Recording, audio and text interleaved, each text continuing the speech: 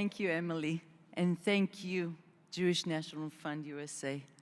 My name is Zohar Livne Mizrahi, and I'm the Secretary General of Kibbutz Re'im, a 5-generation Sabra.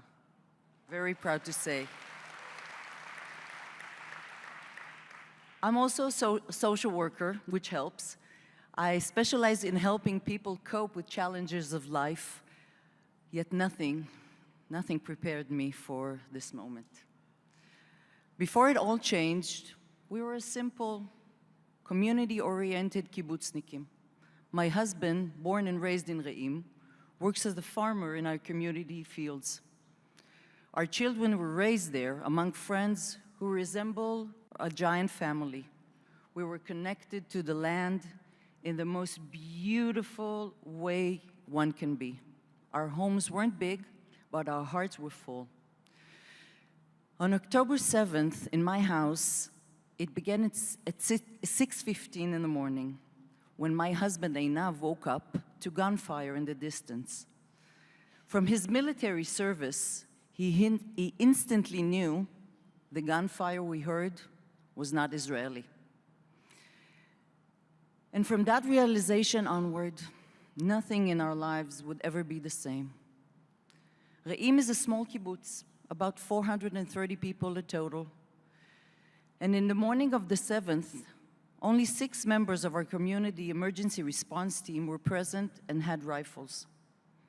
As we later learned, more than 70 Hamas terrorists invaded our community. And the deadly carnage that happened next is something we all know too well. Thanks to our members' bravery and solidarity, most of our community was saved. But sadly, 8 members of our community were murdered, 4 kidnapped, and 12 members of the police and armed forces were killed during the battle inside Re'im. As our community evacuated on October 8th, we began to understand the scale of what was happening, not just in our home, but all over the area. We headed south to Eilat, where we stayed at a hotel, and those few first weeks were like a giant haze, as we were all trying simply to breathe. To make sense of the loss and the turmoil of our homes, our lives, and so many losses. And as magical as a hotel in Eilat sounds, it wasn't our home. We're kibbutznikim. We need to be outside in nature. In our desperate search for where to go next, we identified 2 high-rise buildings in South Tel Aviv that could accommodate us. Not exactly the natural oasis we were looking for, but it offered something that was almost impossible to pass up, a chance to stay together. So we put it to a vote for the kibbutz members, and 95% said yes. Now, I think you all know how hard it is to get a bunch of Jewish people to agree to something. So 95% says something. Just for example, when I ran for the secretary of Kibbutz Re'im, unopposed, I did not get 95%. In the towers of Tel Aviv, our vertical kibbutz, as we call it, we did our best to begin piecing our lives back together. But the sadness and the sense of loss remain overwhelming. For healing to occur, we needed to head back to our kibbutz. As of today, over 25% of our kibbutz members have returned, and many more are heading back in the next months. Though our community was actually never abandoned. A week after the 7th, our farmers went back to the lands, tending to our crops. By November 23, our factories were back to work. But so much remains to be done. There is the physical rebuilding of our community, and there is the psychological rebuilding. On both accounts, I'm here to share with you 2 messages.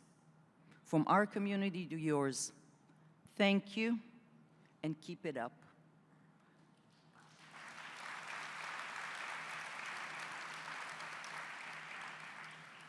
First and foremost, thank you. Thank you for being with us throughout this unprecedented time. Your words, your support, your volunteer missions, your advocacy, all of it helped us rebuild our precious community. All of it helped us feel connected to our broader Jewish family, a sense of community that was so badly needed at that moment.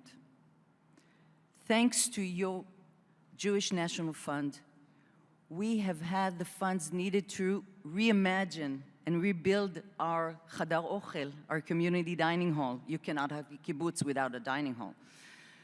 Thanks to you, we're also refurbishing our members club, a place where our senior members can congregate. We're getting a new medical clinic, new playgrounds, and an emergency response center. You cannot imagine what a difference this will make. Thank you for helping, because the physical rebuilding, what we've lost, helps us take a major step towards the psychological rebuilding. And my second message, keep it up.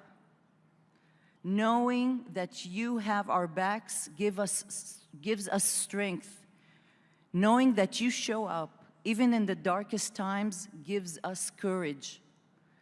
Knowing that we have an extended family like you speaking on our issues gives us hope. Hundreds of you joined us on October 7th of just last month to commemorate the 1 year anniversary of that horrible day. Yes, Israelis are resilient, and yes, kibbutznikim are a particularly resilient part of the Israeli society. But our resilience doesn't just come from within each of us. It also comes from the outside. It comes from Am Israel. It comes from the fact that everyone in this room is here to help us.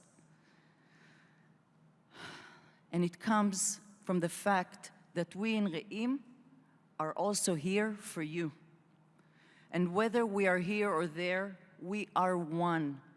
And that is the light that I hope sustains us on the time to come.